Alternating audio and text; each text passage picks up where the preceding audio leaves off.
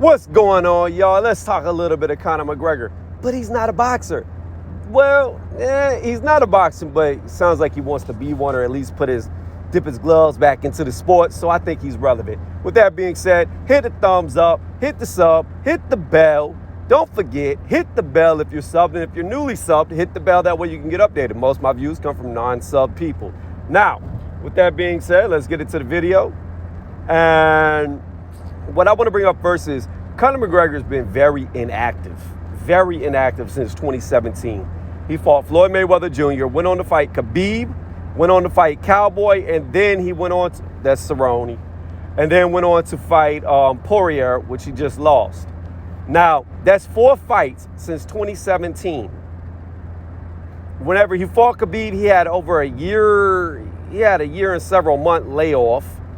Then he fought Cowboy, I believe, a little less than a year later. Then he went on for about a little over a year and a few days, and then fought Poirier. Now, not only has he been inactive, but his weight has fluctuated a lot. He went from fighting Khabib to jumping all the way up to 170 pounds, to coming all the way back down to 155 pounds. And one thing I do want to say is, I did not know that Poirier busted weight on the scale. He came in a pound heavy. I think the weight limit was 155, and he came in at 156. So that's some BS right there to begin with, because that's trying to get an edge and an advantage by not cutting as much weight. So, truth be told, Conor kind of got cheated by that fact. I don't like when guys bust weight. I don't like it at all, because it gives you a significant advantage. People who have never cut weight, people who have never dieted for a fight, a wrestling event, powerlifting, etc., they don't understand the significance of that last pound trying to take off. They don't know how hard it is to do it. But I digress. The point is this. Conor McGregor has been bouncing around weight classes way too much and has been way too inactive. The thing is, and I've said this before in past videos, ring rust is real. That's why they have a terminology for it. When high elite guys are out of the ring for too long, they just don't look the same when they get back in there. Their timing's off. Everything's off. Not just your timing, but when you want to attack, whenever you release your hands and everything, you're just slower. Everything about it is slower. The way you move around the ring, in this case an octagon, you're going to be slower. And it's not good to be inactive if you want to be at a high level. Yes, you could be an inactive fighter if you fight subpar opponents. But if you're fighting guys out there that are whatever you're doing, whether it's boxing, MMA, Muay Thai, kickboxing, etc., if you're fighting guys who are world ranked, say within the top 10 like Conor has been, you have to be active. You have to. Because when you're inactive, those guys are training. And that's the thing about it. Now, the other thing, too, is the weight fluctuation. He's hurting his own self. He said he couldn't get fired up. He felt flat. And, I would say this. Conor, to me, I don't know if he really makes excuses. I don't know that much about him. But I didn't really see him make excuses against Floyd Mayweather other than he just rather would have got knocked out. You know what I mean? And that would have happened. Regardless of what he says, he was on his way out. He had nothing left to stop Mayweather from just battering him. But the thing is, you can't. I don't know. I think he was flat because you can't come from 170 pounds, which is what you made weight at, and then come all the way back down to 155. He's bouncing around in too short period of a time. Like, he had a year to get back down. That seems like a while, but it's really not. And then I believe Khabib is even the weight class below that. I'm not sure how UFC does their weight classes because they're way different than boxing. Like, they're a lot heavier. I think a welterweight is 170 pounds, which is what the Cowboy fight was at. And then however they do it from there. So I'm not quite sure all the different divisions they have. But I know their weights are a lot heavier than boxing's until you get to heavyweights, and they have a 265 cap, which is ridiculous and stupid. Dumbest thing ever, that they got a cap on heavyweights. That's why their heavyweight division doesn't do what boxing does, because they hinder guys' performances by, you got big guys, say like Overeem or Brock Lesnar when he was doing it. These guys that are huge guys, they got to shrink themselves down, and they're already hurting themselves by staying smaller than what they should be. So I don't like that weight limit. I think it's dumb, but it is what it is. Moving on. So my thing with Conor is I think it's a mixture of inactivity and him weight draining himself by bouncing up and down in too many weight classes. He needs to fight more often. Now, I'm not sure the activity level of most UFC fighters. I don't know if they fight 2-3 times or if 1 time a year is the norm. But if it is the norm, that's not enough. You need to fight more than that, in my opinion, especially as you get older. And as you get older, your body starts to get out of tune a lot faster. So you got to stay on it, and you can't train at the gym, especially as you get older and older. You can't keep training at the gym like you're going into a fight every single day, 365, or you're going to burn out. Your body's not going to take it. That's when you start to get injuries, and you just can't. So training, although you may train year-round, is completely different than whenever you go into a fight camp. The intensity of it is different, and if it's not different, then you're going to have a short career. Very short career. I mean, you got guys like Sergio Martinez who, even going into fights, never even sparred. Never sparred. So, I mean, you got guys who say the opposite of what I'm saying, like him, that don't go into high intensity training because they don't want to beat their bodies up, which logic, it makes sense. But my mindset is, my philosophy is, you train like you fight. So when it comes time to fight, you should be training to fight people on that level. That's when sparring kicks up. But I can understand the counter argument to it. Less wear and tear. But again, I really believe that is Conor's biggest issue right now, is his inactivity and his weight fluctuation. He needs to find a weight to stay at. And then once he finds that weight that he's comfortable at, that he can make without being weight drained, tired, feeling sluggish, etc., continue to fight there. I mean, he knocked out Cowboy. Why drop back down? It doesn't make sense to me.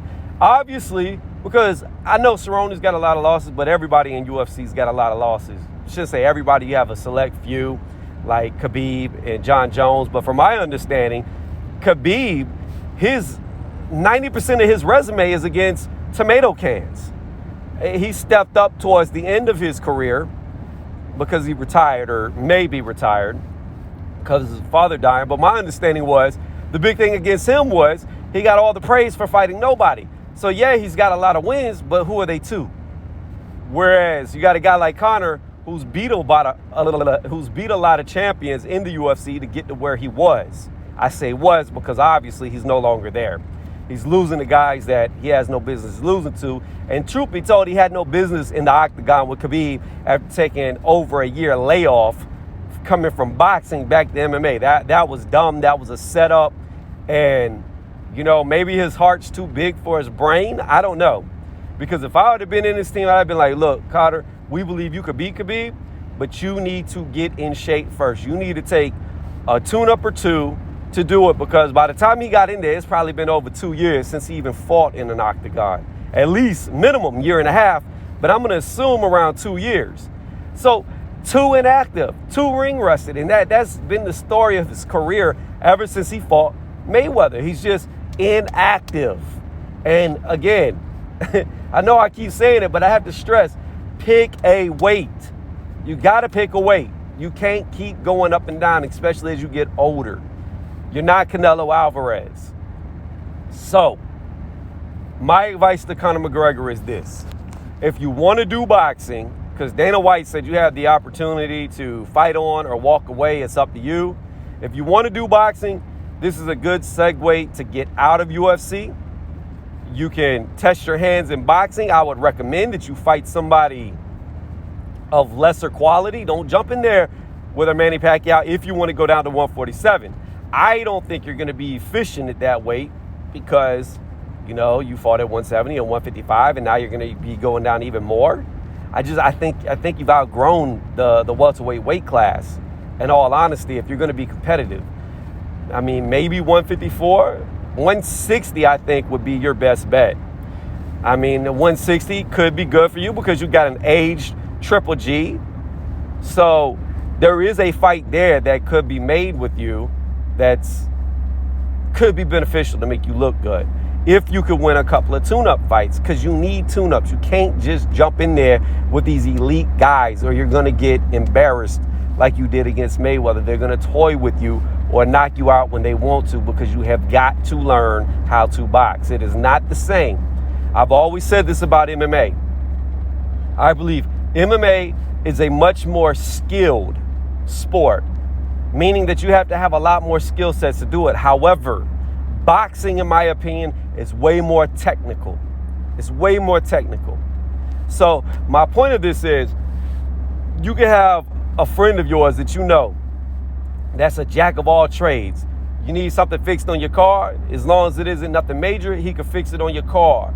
You need to take a weapon apart, he can take a weapon apart. Now, parts break, he doesn't know that much.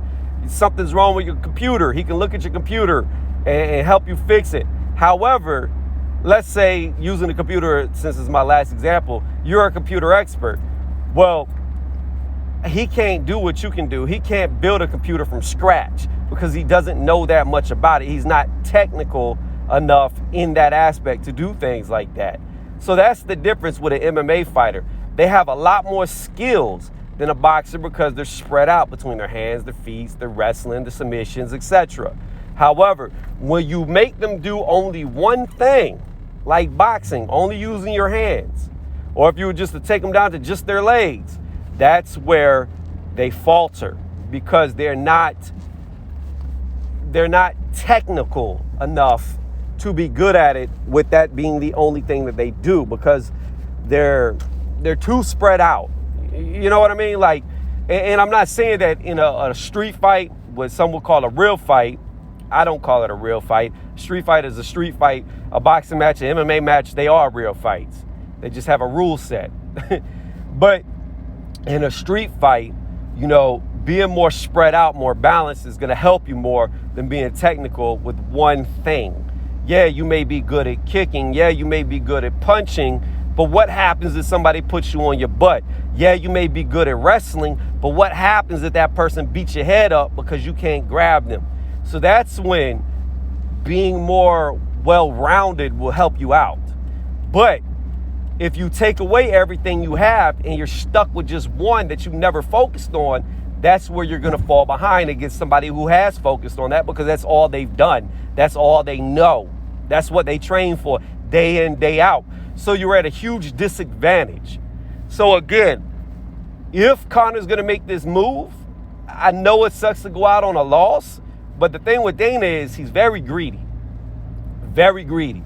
And if Conor's at the end of his contract and he can't do a fight by fight and he does that rematch with Poirier and wins, then Dana may not let him go. So he might be stuck there. So my point is this. If you want to box, this is the time to do it. You said that your legs got kicked to death. You couldn't move. You don't have to worry about that in boxing. You're not going to get your calves kicked out. You're not going to be hurting the muscles of your legs. Unless it's from backing up too much because you're scared to get hit. But you're not going to have to worry about that. You're just going to have to worry about your hands. You claim that you're a boxing technician, an expert, the best hands in there, even though in your last fight you just got knocked out standing up. Let's see how good you are. So go to boxing, but you need to find a weight, stick to it, don't fluctuate, and do not, I repeat, do not try to fight these top tier guys. I understand that there's more to lose if you fight a lesser named boxer and you lose. I understand that. That's a boxing death sentence. But the problem is you can make some money in boxing by fighting a big name and then get your ass whooped and then you just go out with a check. Whereas if you fight somebody of lesser quality and you beat them, then you can slowly step up and say, within a year, in boxing at least, within a year, you could have 3 fights, and on that 3rd fight, you could be calling out whatever elite guy you want, because at least you got your feet wet. At least you know what to do. At least you have some semblance of being able to fight. With that being said, I'm going to end the video here because I'm about to walk into work. Leave a comment in the comment section. Let me know what y'all think. I just feel like Conor, I don't know. Again, I think his biggest enemy right now is not his ability, but his lack of fighting, so his inactivity and his weight fluctuation. Let me know if y'all agree. Thank y'all for watching.